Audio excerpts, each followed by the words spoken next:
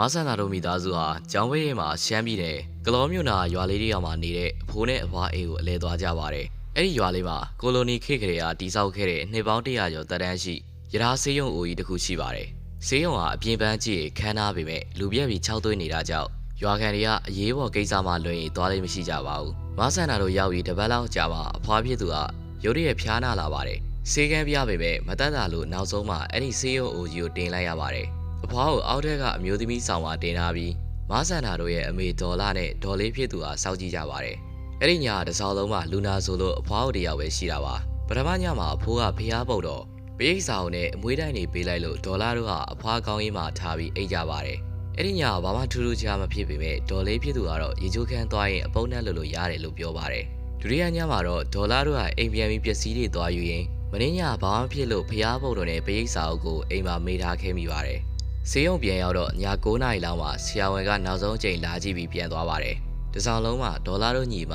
အဖွားနဲ့တာဝန်ကျသူနာပြုဆရာမ3ယောက်ပဲရှိတော့တာပါ။ညသကောင်ကျော်လောက်မှာအိပ်ပျော်နေတဲ့အဖွားရုတ်တရက်ကဲကြပါဦးဆိုပြီးအော်ဟစ်လာပါတယ်။ဒေါ်လာတို့လက်နိုးလာပြီးမေးကြည့်လိုက်တော့အဖွားတယောက်ကငါးမျက်နှာကိုအေးဆက်ဆက်လက်ကြည့်နဲ့လာခိုင်းတယ်ပြီးတော့ငါးချစ်တော်ဆွဲပြီးဂရေပေါ်ရိုက်ချတယ်လို့ပြောရင်ငိုပါတော့တယ်။ဒေါ်လာတို့ကြောက်လက်ပြီးဆရာမတွေကိုသွားခေါ်တော့ဆရာမတွေကလည်းမျက်နှာပြက်နေပြီးဒီခန်းမှာမနေပါနဲ့တော့ဆရာမတို့နားနေခန်းနဲ့လာနေကြပါဆိုပြီးခေါ်သွားပါတယ်။သူနာပြနားနေခန်းနဲ့ရောက်တော့ဆရာမတစ်ယောက်ကတကားကိုတင်းပိတ်ပြီးအတွင်းကနေကိုလုံးနဲ့ဖိထားပါတယ်။အပြေဘက်ကနေတကားကိုဒုံနဲ့ထူးရိုက်နေတဲ့အတန်ကြီးကိုအားလုံးကြားနေရပါတယ်။ဆရာမကဖျားစာယူပြီးရေမန်းနေတဲ့တကားကိုပတ်ပြန်းလိုက်မှ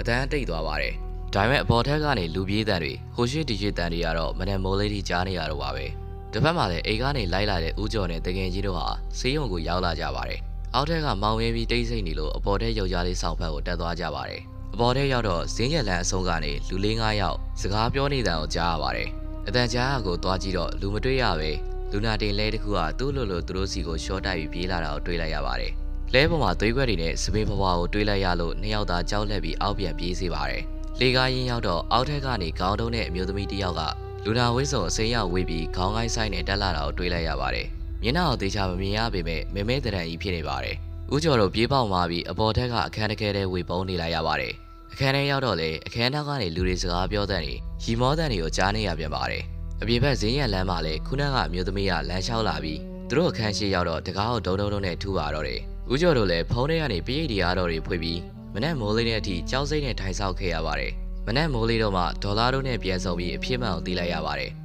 လွန်ခဲ့တဲ့တပတ်လောက်ကအဲ့ဒီအမျိုးသမီးဆောင်မှာကင်ဆာယောဂနဲ့အမျိုးသမီးတယောက်ဝေဒနာပြင်းထန်စွာခံစားရပြီးကွယ်လွန်သွားခဲ့ပါတယ်။သူမတည်ဆုံးခဲ့တဲ့ဂရင်ကအဖွားကိုတင်ထားခဲ့တဲ့ဂရင်ပါပဲ။သူမမကြွမလို့ပဲဆေးရုံထဲမှာလဲ6လက်နေတာဖြစ်ပြီးညဘက်ဆိုရင်အပေါ်ထက်ကိုတက်သွားတဲ့တယ်လို့ဆရာမတွေကပြောပြပါတယ်။ဦးကျော်တို့တွေ့ခဲ့တဲ့ကတုံးနဲ့အမျိုးသမီးကတော့အဲ့ဒီကင်ဆာတဲ့အမျိုးသမီးရဲ့ဝိညာဉ်ပဲဖြစ်ပါလိမ့်မယ်။ကဲပရိသတ်ကြီးဒီနေ့တင်ဆက်ပေးခဲ့တဲ့ဆေးရုံအိုကြီးရဲ့ညာတန်းကောင်ဧည့်သည်ဆိုတဲ့ဖြစ်ရမဲ့တဲတဲ့ရင်ဖို့ဇလန်းလေးကိုနားဆင်ပြီးချိန်မှာဆေးရုံညာအေးဆောက်ရမှာတော့ကြောက်သွားကြပြီထင်ပါတယ်။ဒီဇလန်းလေးကိုကြိုင်းနေတဲ့ဆိုရင်တော့လိုက်လေးပေးပြီးတကယ်ရင်းကိုပါပြန်လဲမျှဝေပေးဖို့မေ့ပါတယ်နော်။ပရိသတ်ကြီးနေနဲ့ရောဆေးရုံတွေမှာဒီလိုထူးခြားဆန်းကျင်တဲ့အဖြစ်အပျက်မျိုးတွေကြုံမှုကြလား။ကိုယ့်ရဲ့အတွေ့အကြုံလေးတွေကို comment မှာဝေရောက်ဆွေးနွေးရေးသားပေးသွားကြပါဦး